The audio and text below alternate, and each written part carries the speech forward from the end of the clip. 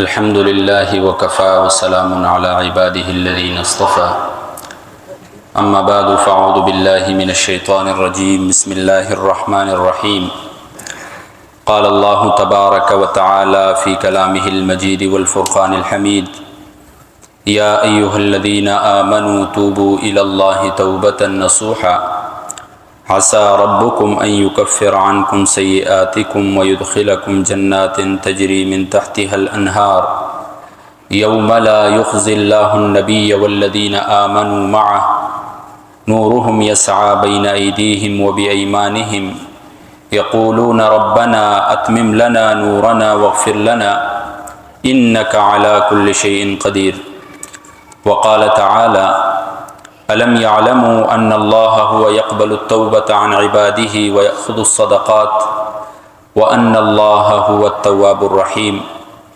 وقال تعالى فقلت استغفروا ربكم إنه كان غفارا يرسل السماء عليكم مدرارا وقال تعالى ومن يعمل سوءا أو يظلم نفسه ثم يستغفر الله يجد الله غفورا رحيما وقال النبي صلى الله تعالى عليه وسلم كل بني آدم خطاء وخير الخطائين التوابون وقال النبي صلى الله عليه وسلم طوبى لمن وجد في صحيفته استغفارا كثيرا صدق الله وصدق رسوله النبي الأمي الكريم ونحن على ذلك لمن الشاهدين والشاكرين والحمد للہ رب العالمین۔ تمام حضرات پیار و محبت سے درود شریف پڑھ لیں۔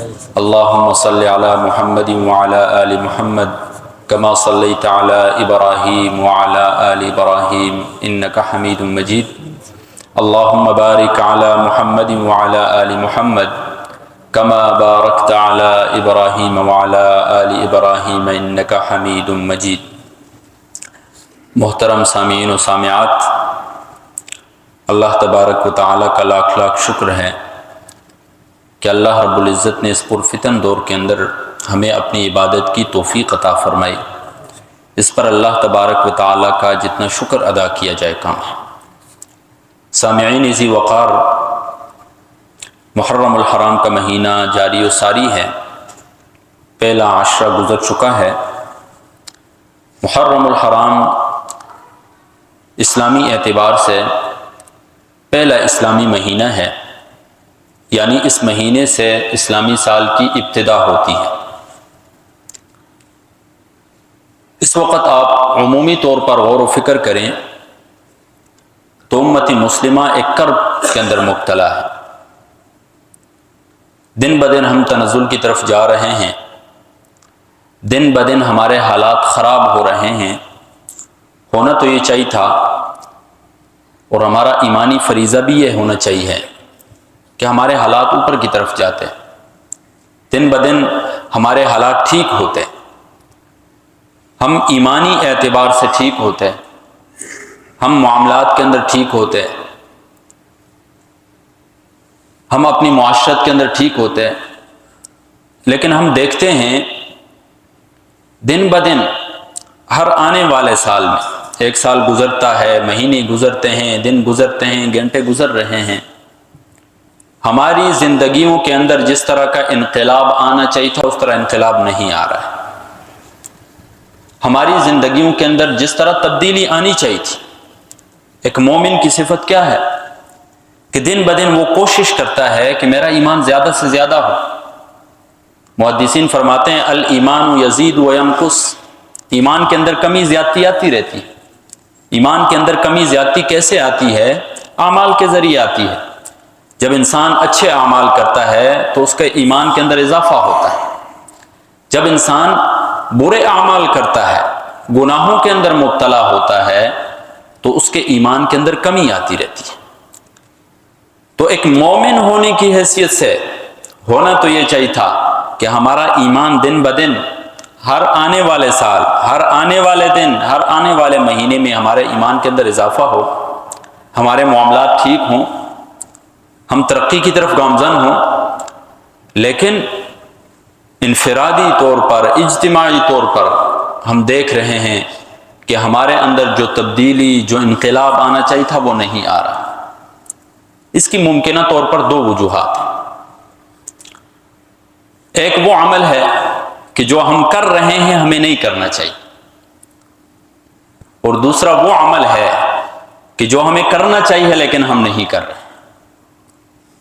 میری بات سمجھ آ رہی ہے آپ کو؟ ایک وہ عمل ہے جو ہم کر رہے ہیں لیکن ہمیں نہیں کرنا چاہیے، ایسی برائی ہے ہمارے اندر، اور ایک ایسی خصلت ہے کہ وہ ہمیں کرنی چاہیے لیکن ہم نے اس کو چھوڑا ہوا ہے۔ تو ہمارے حالات کیسے ٹھیک ہوں گے؟ ہماری زندگیوں کے اندر انقلاب کیسے پیدا ہوگا؟ عزیزان گرامی قدر احباب، ان دو چیزوں میں سے پہلی چیز یہ ہے کہ دن بدن ہمارے معاشرے کے اندر منافقت جو ہے وہ زیادہ سے زیادہ ہو رہی ہے، انفرادی طور پر بھی، اجتماعی طور پر بھی، بچہ کیا، بوڑھا کیا، جوان کیا، عورت کیا، مرد کیا، سب کے اندر یہ منافقت زیادہ ہو رہی ہے۔ منافقت کیا چیز ہے؟ منافقت یہ نفاق سے نکلا ہے، نافق ینافق نفاقا و منافقتا، چھپانا، حقیقت کے اوپر پردہ ڈالنا۔ یعنی منافق شخص جو ہے وہ حقیقت حال کو چھپاتا ہے، حقیقت حال کو چھپا کر جو دوسرا رخ ہوتا ہے اس کو سامنے لاتا ہے۔ لسان العرب کے اندر اسی طرح النہایہ کے اندر علامہ ابن اسیر نے بڑی زبردست بات کی ہے، لفظ منافقت کی انہوں نے تحقیق کی ہے۔ کہتے ہیں یہ نفاق جو ہے یہ نافقہ سے ماخوذ ہے۔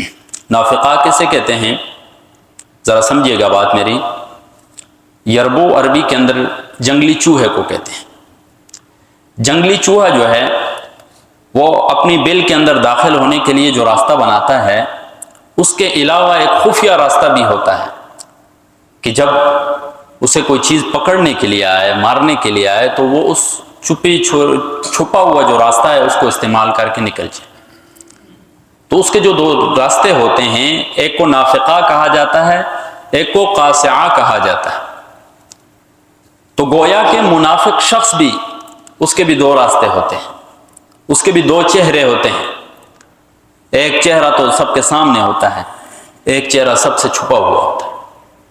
ذو وجہین کہلاتا ہے میرے بھائیوں۔ جو زبان سے تو اللہ اللہ کرتا ہے، دل سے رام رام کر رہا ہوتا ہے، اس کا دل اور زبان جو ہے وہ آپس میں موافقت نہیں کھاتی، اس کا قول عمل ایک دوسرے کے خلاف ہوتا ہے۔ زبان سے جو کہہ رہا ہوتا ہے عمل سے وہ نہیں کر رہا ہوتا۔ زبان پر خیر ہوتی ہے، دل میں شر ہوتا ہے، یہ منافق ہے۔ قرآن و حدیث کا آپ مطالعہ فرمائیں، منافق جو ہے دو طرح کے ہوتے ہیں، ایک اعتقادی منافق، ایک عملی منافق۔ اعتقادی منافق جس کا عقیدہ یہ ہو، یعنی دل کے اندر کفر ہو، زبان سے وہ کلمہ پڑھ رہا ہو، اسلام کا نام لیوا ہو، یہ اعتقادی منافق کہلاتا ہے۔ حضور نبی کریم صلی اللہ علیہ وسلم کے دور میں یہی اعتقادی منافق ہوتا تھا کہ نبی علیہ الصلوۃ والسلام کی مجلسوں میں بھی آ کر بیٹھا کرتا تھا، مسلمانوں کے ساتھ نمازوں میں بھی شریک ہوتا تھا، لیکن دل میں کفر ہوتا تھا اور زبان پر کیا ہوتا تھا؟ اسلام ہوتا تھا۔ ایسا شخص اعتقادی منافق کہلاتا ہے، اور اس کا حکم یہ ہے ہمیشہ ہمیشہ کے لیے جہنم میں جائے گا، جہنم میں جلتا رہے گا ہمیشہ ہمیشہ کے لیے۔ اور ان المنافقین فی الدرک الاسفل من النار، آگ کا جو سب سے نچلا درجہ ہے جہنم کا، اس میں رہے گا۔ یہ اتنی بری خصلت ہے میرے بھائیوں، آپ اندازہ لگائیں۔ سورۃ البقرہ کے اندر اللہ تبارک و تعالی نے مومنین کی صفات بیان کی ہے تو 4 آیاتیں لائیں، جب کافروں کے بارے میں بات کی ہے تو 2 آیاتیں لے کر آئے اللہ تبارک و تعالی، لیکن جب منافقین کی باری آئی ہے تو اللہ تبارک و تعالی نے پورا ایک رکوع نازل کر دیا، پوری 13 آیات پر مشتمل ایک رکوع نازل کر دیا منافقین کے بارے میں۔ ہم العدو فاحذروہم، یہی دشمن ہیں، ان سے ڈرو۔ آج ہم اپنی زندگیوں کے اندر میرے بھائیوں دیکھیں کہ ہم کس درجے پر کھڑے ہوئے۔ اور عملی منافق کیا ہوتا ہے میرے بھائیوں؟ ہوتا تو دل کے اندر اس کے ایمان ہے، لیکن کام اس کے منافقوں والے ہوتے ہیں، علامات اس کے اندر منافقین والی پائی جاتی ہیں۔ ایک تو وہ علامات ہیں جو حدیث وغیرہ کے اندر بیان کی گئی ہیں کہ جب امانت رکھائی جائے تو خیانت کرتا ہے، بات کرتا ہے تو جھوٹ بولتا ہے، اور وَإِذَا خَاصَمَ فَجَرَ، جب جھگڑا کرتا ہے تو گالیاں بکتا رہتا ہے، وَإِذَا عَاهَدَ غَدَرَ، اور جب کوئی معاہدہ کرتا ہے، وعدہ کرتا ہے تو غدر، دھوکہ دے دیتا ہے اس کے اندر۔ لیکن اس کے علاوہ بھی اور بہت سی چیزیں ہیں میرے بھائی، منافقین کی اور بہت سی بھی چیزیں ہیں میرے بھائی اس کے اندر۔ کون کون سی چیزیں ہیں؟ ایک یہ ہے کہ وہ اصلاح کے نام کے اوپر فساد پھیلا رہا ہوتا ہے معاشرے کے اندر۔ معاشرے کے اندر کیا کہتا ہے؟ کہتا ہے میں تو لوگوں کی اصلاح کے لیے، لوگوں کی بلائی کے لیے یہ کام کر رہا ہوں، لیکن حقیقت میں وہ فساد پھیلا رہا ہوتا ہے۔ قرآن اس منافق کو اس طرح بیان کرتا ہے وَإِذَا قِيلَ لَهُمْ لَا تُفْسِدُوا فِي الْأَرْضِ، اور جب ان سے کہا جاتا ہے کہ فساد مت پھیلاؤ زمین کے اندر، قالوا، تو وہ کہتے ہیں انما نحن مصلحون، ہم تو اصلاح کر رہے ہیں۔ اصلاح کے نام کے اوپر جو ہے فساد پھیلا رہے ہوتے ہیں۔ قرآن برملا اعلان کر کے کہتا ہے الا انہم هم المفسدون، یہی فساد پھیلانے والے ہیں جو اصلاح کے نام کے اوپر فساد پھیلاتے ہیں۔ آج دیکھیں معاشرے کے اندر آپ، اصلاح کے نام کے اوپر جب فساد پھیلایا گیا، گھر برباد ہو گئے، تباہ ہو رہا ہے معاشرہ میرے بھائی اس چیز کی وجہ سے۔ اور یہ جو ہمارا روایتی جرگہ سسٹم ہوتا ہے آج کل، ویسے تو حکم شرعی اعتبار سے یہ شریعت میں بھی ہے، حکم مقرر ہو، جرگہ بیٹھے فیصلہ کریں، لیکن آج کل جو ہماری روایتی جرگے ہوتے ہیں میرے بھائی، 100 میں سے 20% کوئی ٹھیک ہوں گے، 20% ایسے لوگ ہوں گے جنہیں اللہ تبارک و تعالیٰ کا خوف ہوگا، جن کے دل میں، جو حقیقت میں بھی لوگوں کے درمیان صلح کرانا چاہتے ہیں، جو حقیقت میں بھی لوگوں کی اصلاح رکھتے ہوں گے، وگرنہ 80% تو لوگ ایسے ہی میرے اصلاح کے نام کے اوپر فساد پھیلا رہے ہیں، لوگوں کو جوڑنے کے نام پر توڑ رہے ہیں، دن بدن جو ہے لوگوں کی عزتیں لوٹی جا رہی ہیں، یہی اصلاح کے نام کے اوپر فساد پھیلا رہے ہیں۔ تو یہ بھی منافقت ہے میرے بھائی ایک طرح۔ اسی طرح غداریاں کرنا، معاہدہ کر کے فوراً توڑ دینا۔ ایک ان کی خصلت یہ ہے، مسائل جو حقائق ہوتے ہیں ان کو مسخ کر دیتے ہیں اور افواہ پھیلاتے ہیں۔ حقیقت بات ان کو پتہ ہوتی ہے، اس کو چھپا لیا اس نے، اور جو بے بنیاد بات ہوتی ہے ان کو پھیلانا شروع کر دیتے ہیں۔ یہ ان منافقین کا کام ہے۔ اور اسی طرح ہمیشہ کوشش کرتے ہیں اپنی وفاداریاں تبدیل کرنے کی، کسی کے ساتھ وفادار نہیں ہوتے ہیں۔ قرآن اس چیز کو ایسے بیان کرتا ہے الذین یتربصون بکم، وہ لوگ جو آپ کے انتظار میں رہتے ہیں، فإن کان لکم فتح من اللہ قالوا الم نکن معکم، یعنی جب مومنین کو فتح ہوتی ہے تو ان کے ساتھ ہوتے ہیں، اور جب کافروں کو فتح ہوتی ہے تو ان کے ساتھ ہو جاتے ہیں۔ یہ خصلت اعتقادی منافق کی تھی، لیکن آج یہ ہمارے اندر بھی پائی جا رہی ہے کہ دو جماعتوں کے درمیان میں ہوتا ہے، وہاں پر اپنا مفاد دیکھا وہاں پر پہنچ گیا، یہاں پر اپنا مفاد دیکھا یہاں پر پہنچ گیا۔ یہ منافق کی خصلت ہے۔ مسلم شریف کی روایت ہے، حضور نبی کریم صلی اللہ علیہ وسلم نے اس چیز کو مثال کے ذریعے سمجھایا کہ منافق کی مثال اس بکری جیسی ہے کہ جو دو ریوڑوں کے درمیان ہوتی ہے، اس ریوڑ میں بھی جاتی ہے، اس ریوڑ کے اندر بھی جاتی ہے، نہ اس ریوڑ کے ساتھ وفادار ہے نہ اس ریوڑ کے ساتھ وفادار، کبھی اس کے اندر منہ مار رہی ہوتی ہے کبھی وہاں پر منہ مار۔ تو منافق جو ہے اللہ کو بھی دھوکہ دے رہا ہوتا ہے اور عام مسلمانوں کو بھی دھوکہ دے رہا ہے۔ ان المنافقین یخادعون اللہ وهو خادعهم، منافقین جو ہیں وہ اللہ کو دھوکہ دے رہے ہوتے ہیں۔ اللہ کو کیسے دھوکہ دے رہا ہوتا ہے؟ اذا قاموا الى الصلاة قاموا کسالى، نماز کے لیے کھڑا ہوگا تو بڑا سستی کے ساتھ کھڑا ہو، نماز کا کہو تو فوراً جو ہے لیٹ جاتا ہے، سستی طاری ہو جاتی ہے اس کے اوپر جب بھی نماز کا نام لیا جاتا ہے۔ جب بھی دین کا کوئی بھی کام کہا جاتا ہے تو سستی پھیلاتا ہے، سستی والا رویہ دکھاتا ہے۔ یہ منافق ہے، اور یہ کس کے ساتھ منافقت کر رہا ہے؟ اللہ تبارک و تعالیٰ کے ساتھ کر رہا ہے۔ مذبذبین بین ذلک، نہ ادھر کا رہا نہ ادھر کا رہا۔ یہ منافق کی خصلتیں ہیں۔ اور ایک خصلت کیا ہے؟ قرآن بیان کرتا ہے چرب لسانی جو ہوتی ہے، یعنی میٹھی میٹھی باتیں کرنا، اذا رأیتہم تعجبک اجسامہم وان یقولوا تسمع لقولہم، جب آپ دیکھیں گے ان کے اجسام، ان کے جسموں کو، ان کے لائف سٹائل کو، ان کے اٹھنے بیٹھنے کو، تو ایسے بھلے معلوم ہوں گے، آپ کہیں گے ان سے تو کوئی اچھا شخص ہو ہی نہیں سکتا ہے معاشرے کے۔ وَإِن يَقُولُوا تَسْمَعْ لِقَوْلِهِمْ، جب وہ بات کریں گے ایسی لچھے دار گفتگو کریں گے کہ بندہ سنتے ہی رہ جاتا ہے کہ اس سے تو زبردست کوئی گفتگو کر ہی نہیں سکتا ہے، لیکن لوگوں کے سامنے جو ہے یہ چہرہ پیش کیا ہوتا ہے، حقیقت میں اس کا چہرہ دوسرا ہوتا ہے۔ لوگوں کے سامنے خیر کا رویہ اس نے رکھا ہوتا ہے، دل کے اندر اس کے شر ہوتا ہے۔ ہم میں سے ہر ایک شخص نے دیکھنا ہے کہ کیا میرا رویہ تو ایسا نہیں ہے۔ کسی دوسرے کے اوپر تنقید کرنے کی ضرورت نہیں ہے، میں اپنے آپ کو دیکھوں، پھر ہم سب اس چیز کو دیکھیں کہ آیا ہمارے اندر یہ چیزیں پائی جا رہی ہیں یا نہیں پائی جا رہی ہیں۔ اگر یہ چیزیں ہمارے اندر پائی جا رہی ہیں تو فوراً ہمیں اس چیز سے بچنا ہے، میرے اس چیز کو چھوڑ دینا چاہیے، گناہ کبیرہ ہے، اور ایسا منافق بھی جو ہے وہ بھی جہنم میں جائے گا، میرے اپنی سزا جہنم میں پوری کر کے پھر جنت میں جائے گا۔ تو کوشش کریں میرے بھائی، کوشش کریں کہ ان چیزوں سے بچیں، خود بھی بچیں، معاشرے میں کوئی شخص ایسا کام کر رہا ہے اس کو بھی بچائیں، اس کو بھی دعوت دیں کہ یہ کام آپ غلط کر رہے ہیں۔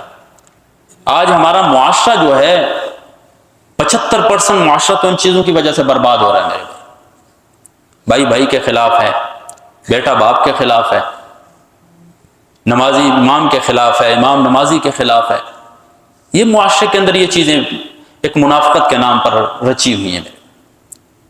تو اگر ہم انقلاب لانا چاہیں اپنی زندگیوں کے اندر، اپنے حالات کو تبدیل کرنا چاہیں، تو ہمیں اس منافقت کو چھوڑنا ہوگا، اس عملی منافقت کو ہمیں چھوڑنا، اور اس عملی منافقت کو چھوڑ کر ہمیں ایک وہ چیز جس کو ہم نے آج چھوڑ دیا ہے اس کو اپنانا ہوگا میرے۔ وہ کیا چیز ہے؟ توبہ اور استغفار کو ہم نے چھوڑ دیا ہے۔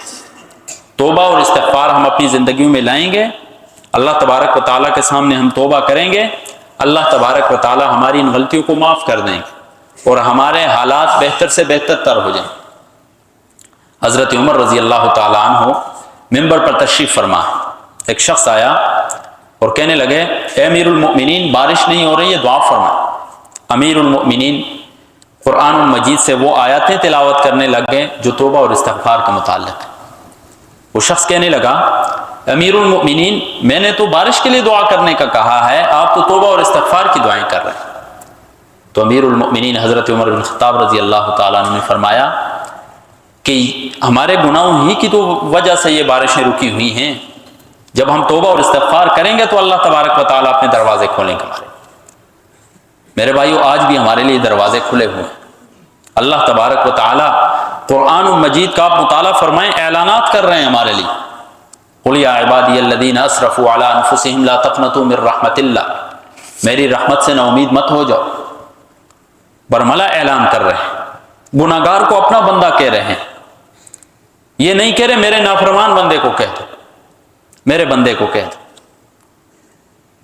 اسی طرح سورۃ التوبہ کی آیت ہے الم یعلموا، کیا وہ لوگ نہیں جانتے ہیں ان اللہ هو یقبل التوبۃ عن عبادہ، کہ اللہ تبارک و تعالیٰ اپنے بندوں کی توبہ قبول کرتا ہے۔ کیا وہ نہیں جانتے اس چیز کو؟ جب جانتے ہیں تو پھر انہیں توبہ کرنی چاہیے، میں قبول کروں گا ان کی توبہ۔ سورۃ النساء کی آیت ہے وَمَن يَعْمَلْ سُوءًا أَوْ يَظْلِمْ نَفْسَهُ، جس شخص نے کوئی برائی کا کام کیا، او یظلم نفسه، یا اپنے نفس کے اوپر ظلم کیا۔ جو شخص گناہ کرتا ہے، برے کام کرتا ہے، اپنے اوپر ظلم کرتا ہے، حقیقت میں کسی دوسرے کا تو کچھ بھی نہیں وہ بگاڑتا ہے۔ تو اللہ تبارک و تعالیٰ فرماتے ہیں برا کام کرنے کے بعد، اپنے اوپر ظلم کرنے کے بعد، ثم یستغفر اللہ، پھر اللہ سے وہ استغفار کرتا ہے، بخشش طلب کرتا ہے، یجد اللہ غفور الرحیم، وہ اللہ تبارک و تعالیٰ کو غفور الرحیم پائے گا۔ اسی طرح سورۃ التحریم کی آیت ہے یا ایھا الذین آمنوا توبوا الی اللہ، اے ایمان والو توبوا الی اللہ، اللہ کی طرف توبہ کرو، توبۃ نصوحا، پکی توبہ کرو۔ توبۃ نصوحا کیا ہوتی ہے میرے بھائیو؟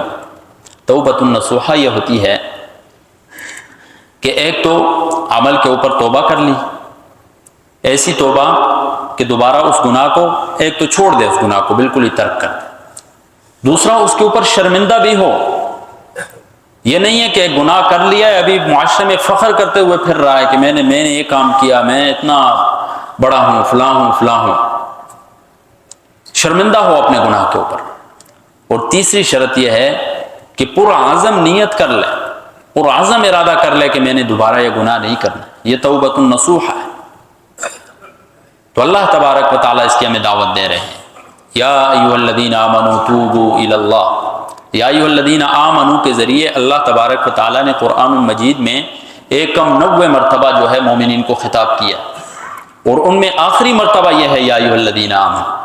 تو آخری پیغام اللہ تبارک و تعالیٰ کا یا ایھا الذین آمنوا کے ذریعے یہی ہے کہ تم توبہ کر لو اللہ تبارک و تعالیٰ کی طرف. عسیٰ ربکم ان یکفر عنکم سیئاتکم. وہ اللہ جو ہے، وہ رب جو ہے تمہارا، وہ تمہاری برائیوں کا کفارہ کر دے گا تمہاری توبہ. وَيُدْخِلَكُمْ جَنَّاتٍ، تمہیں ایسی جنتوں کے اندر داخل کر دے گا، تجری من تحتها الانہار، جن کے نیچے نہریں بہتی ہیں.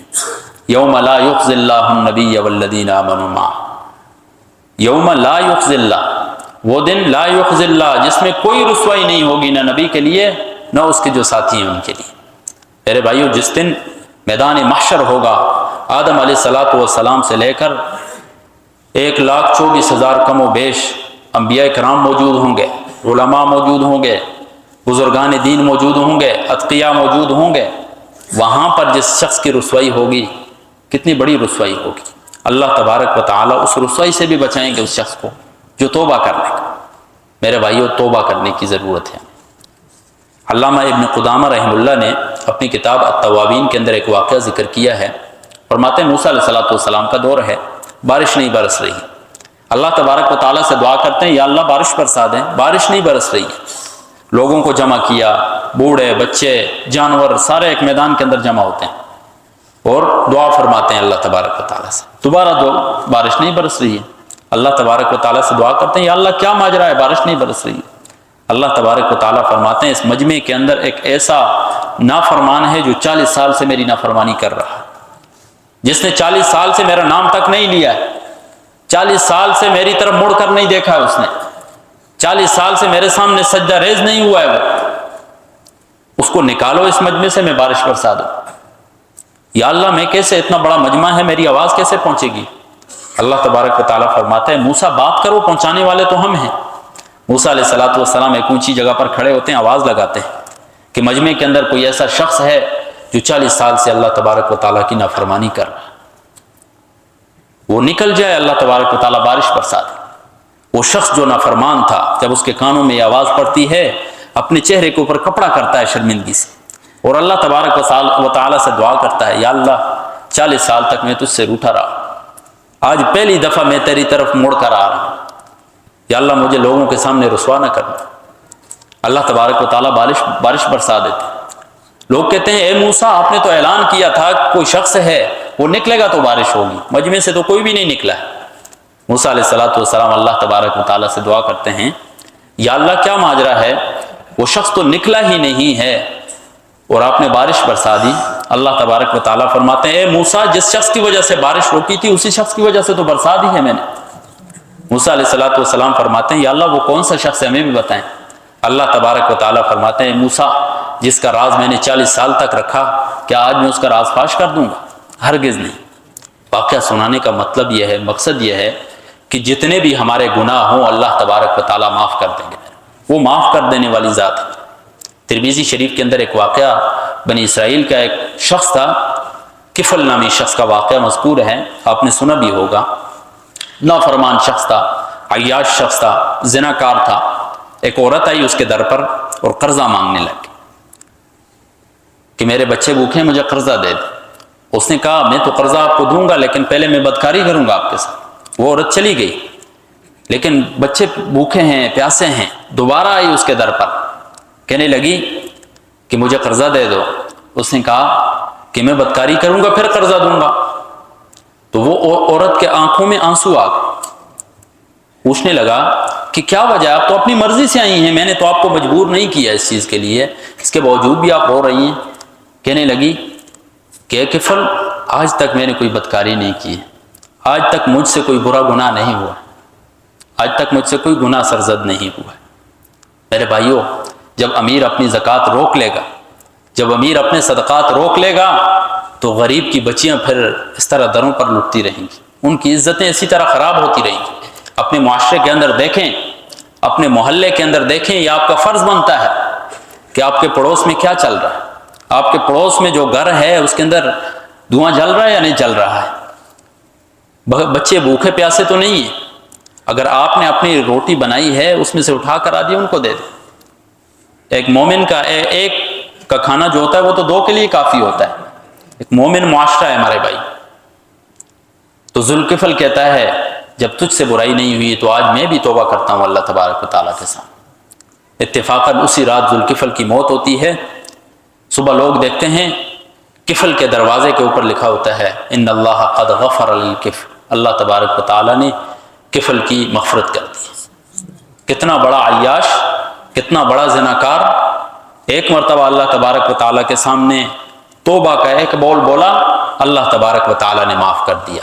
میرے بھائیوں، آج توبہ کی ضرورت ہے۔ آج دن بدن ہمارے اوپر سالہ سال آ رہے ہیں، ہماری زندگیوں کے اندر تبدیلیاں نہیں آ رہی، ہم وہیں کے وہیں پڑے ہوئے ہیں، ہمارے حالات تبدیل نہیں ہو رہے ہیں، ہمارا معاشرہ دن بدن پستی کی طرف جا رہا ہے۔ اس کی وجوہات میں نے دو آپ کے سامنے رکھی ہیں۔ ایک، آپس کے اندر جو منافقتیں ہیں میرے بھائیوں، ان کو ختم کرو، اللہ تبارک و تعالیٰ ہمارے حالات بدل دیں گے۔ اور دوسرا، توبہ اور استغفار کرو، اللہ تبارک و تعالیٰ کی طرف رجوع کرو، اللہ تبارک و تعالیٰ ہمارے حالات بدل دیں گے۔ اللہ تبارک و تعالیٰ سے دعا ہے کہ اللہ تبارک و تعالیٰ عمل کی توفیق عطا فرمائے۔ وآخر دعوانا الحمد للہ رب العالمین۔